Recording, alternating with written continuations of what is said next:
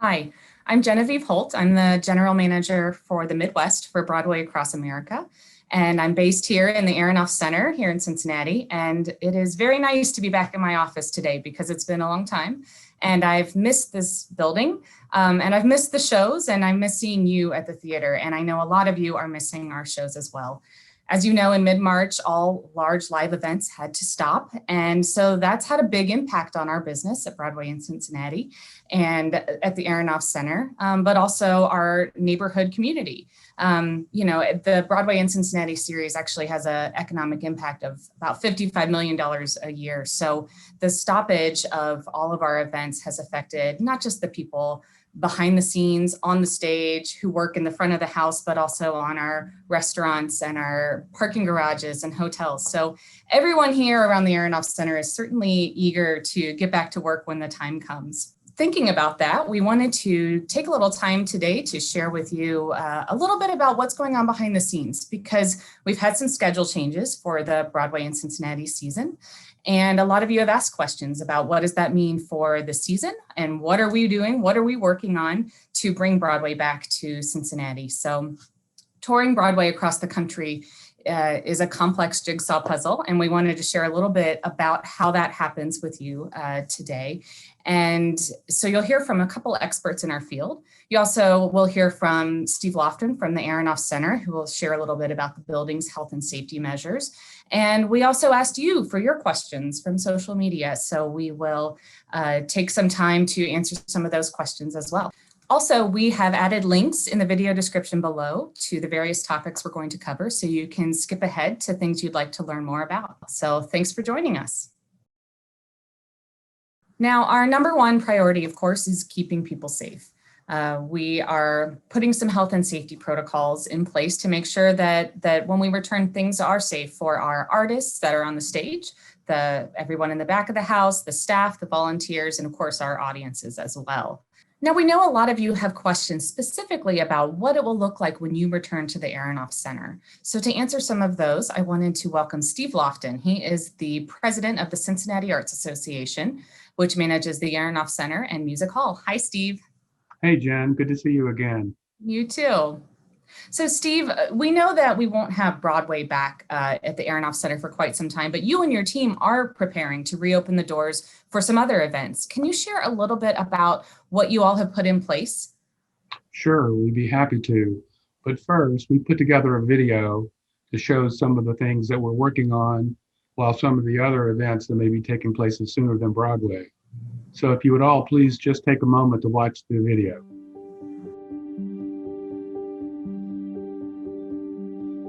Masks or face coverings will be required at all times by guests, including children, staff, and volunteers in all areas of our venues. Please bring your own mask and wear it as you enter the building. Before entering the venue, all guests, staff, volunteers, and artists will be asked to certify they are not experiencing symptoms and have not been recently exposed to COVID-19. If you are experiencing symptoms or have recently been exposed, please stay at home and contact our ticket office for information about ticket options. To expedite our safety screenings, please bring only minimal personal items with you. We will not offer coat check services until further notice. Review the prohibited items list on our website prior to your visit to avoid any inconvenience. Our venues will be routinely cleaned and sanitized, following recommendations from the CDC. High traffic areas, frequently touched surfaces, and restrooms will be cleaned before, during, and after every event. We are using recommended MERV 13 air filters to optimize air quality inside our venues, as well as state-of-the-art air handling systems that maximize fresh air intake. In addition, we've added plexiglass partitions to our ticket offices and concession areas. For added safety, you may be asked to maintain social distancing in lines and to take your seats early to avoid congestion in the lobbies. The sale of food and drink may be minimized or eliminated. And all sales, including merchandise and tickets, will be credit card only to create a touchless payment environment. In fact, you'll see many new procedures in place to reduce touch points during your visit, such as doors that are propped open and increase use of mobile tickets rather than paper tickets. Since everything can't be touchless, we encourage all guests, staff, and volunteers to wash their hands frequently or to use hand sanitizer, which we will provide throughout our venues. As you can see, We all have a part to play in helping to keep everyone safe at our venues. We will be strictly enforcing our health and safety protocols, and we appreciate your cooperation. We hope that you found that helpful. We have been working closely with our resident companies at the Aronoff Center and Music Hall, along with the performing arts centers across the nation on a comprehensive reopening plan. As our venues reopen, we will be following the guidance of our state and local health officials, as well as recommendations from the CDC in order to maximize safety at our venues. It's important to note that these are the measures we are implementing now, but the situation continues to evolve, and so our safety protocols will evolve as well. When we present our next Broadway show, some of our procedures may have changed. Please visit our website at cincinnatiarts.org or call our ticket offices at 513-621-ARTS for the most up-to-date information. We are being advised by our health partner, TriHealth, who will help us exceed local and federal guidelines as we regularly update our reopening plan. I'd like to introduce Dr. Kevin Joseph, the Chief Medical Officer for TriHealth, who has a bit more information for you. Thank you, Steve. My name is Kevin Joseph, and I'm the Chief Medical Officer for TriHealth. TriHealth is a very proud partner of the Cincinnati Arts Association, in particular in the development of plans in order to resume activities and performances. Although there's a lot of information we don't yet know about COVID, and we are learning a lot fast, one thing is absolutely certain, and that is we must wear our masks to prevent the spread. Thus, I highly recommend that everyone wear a mask inside the venue at all times when you're inside that building. This is absolutely critical. As developing technology comes about, we're also trying to see if there are tests that at some point be able to detect COVID-19 on those who are entering the building on that spot. But until then, we have to undergo the precautions of mask, distancing, hand washing. We're all anxious to attend these live events. It's important for us to all do our part to prevent others as well as ourselves from getting sick. Also, if you are sick or showing symptoms of COVID-19, please stay at home. If you are in high risk category, I also do recommend that you try to avoid the crowds as well. We're all in this together, so please continue to do your part, wash your hands, stay apart from each other, and wear your masks to stop the spread of COVID-19. Stay safe, stay healthy, and I hope to see you all soon at the Aronoff. We appreciate the support from TriHealth as a Broadway and Cincinnati sponsor, and Dr. Joseph's valuable assistance and recommendation. Please note, if you are sick or feel you've been exposed to COVID-19 and you need to stay at home, we ask that you call our ticketing office to discuss options. Steve, we do have a couple questions that came up on social media that I thought might be good for you to answer for our audience members. The first one is, what do you as the Cincinnati Arts Association consider a safe return? Are you looking for a certain number of cases? Or is it about a vaccine? Or what are you looking at when you talk about a safe return? Sure. Well, like all those things you said, Jen, it's a very complicated process, and we will continue to monitor the progress and updates from the governor's office and the state and local health officials. While we are allowed to operate on a very limited capacity now, we can only return to normal capacity operations once the officials authorize this. We are optimistic that advances with testing will help bring down the spread of the virus and get us all back in the theater. However, we will not reopen until we feel it is safe to do so. Thank you. And our other question was, someone asked specifically, what changes has the Aronoff made to the ventilation system? The Aronoff Center uses the recommended MERV 13 air filters that everyone has heard about to optimize our air quality, as well as we use state-of-the-art air handling systems which maximize fresh air intake. And the air exchange in the Procter & Gamble Hall is rated from 8 and up to 15 air exchanges per hour. Also, the air handling system utilizes a variable air volume system that supplies more air volume when needed, depending on the demand, and improving the rate of exchange during occupied time, such as performances. Thank you. That's great information. Well, I just wanted to assure everyone that Steve and I both promise as we near our reopening, when we know what our plans are, we are going to clearly communicate to all of you, our audience members, exactly what you can expect when you come to the Aronoff. As we said, things are going to evolve before that time, but our promise to you is we will let you know everything you need to know before you come back. So thank you so much, Steve. We really, really appreciate your time. Thank you, Jen. Now, behind the scenes, a Broadway tour doesn't happen without a Broadway tour producer. The producer, it provides the capitalization to get the show up and running. They hire the creative team, and they generally oversee the entire production. So we thought it might be interesting for you to hear a little bit from a producer on the challenges they are facing as they are trying to get their shows back up and running and out on the road. So today we have Sue Frost. She is the Tony-winning producer of Come From Away and Memphis, two shows that Cincinnati audiences loved. And you might remember her if you came to our Come From Away subscriber event last summer, where we met some of the local Cincinnatians who had been on the planes in Gander. You might remember Sue Frost, who was here that night and was on the panel talking about how she brought that show to Broadway. So here is Sue Frost. Hi, I'm Sue Frost, and I'm the producer of the musical Come From Away. I'm here to tell you a little bit about the challenges we producers are facing as we look toward bringing our shows back to the road.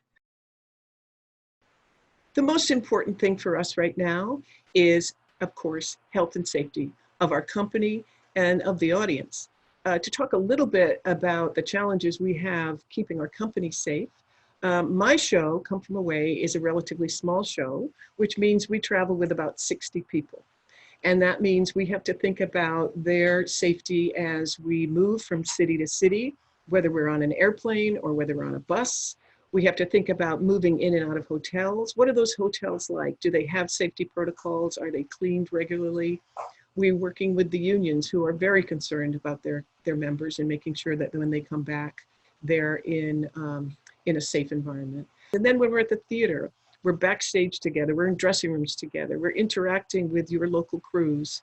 Some of our orchestras are interacting with local musicians in a crowded orchestra pit. How do we protect everyone? So all of those things are things that we think about and we're working on and trying to develop a plan so that when we do come back, we can stay back and we can keep everybody performing.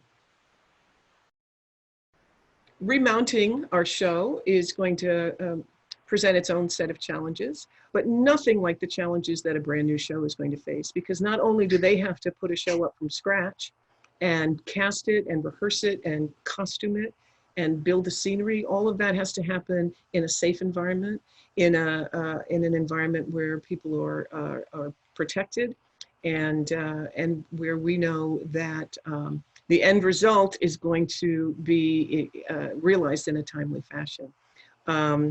It's a lot to think about, but think about all of these tours as their own worlds, and they travel around from place to place with truckloads of scenery and costumes and props and all of the actors and stage managers and company managers and band and crew and all of those little pieces that have to go back together again. And we have to know that the scenery's running smoothly, the costumes still fit, and the lights and the sound equipment are still working. One of the reasons it's going to take us a while to come back is we need to come back to full houses.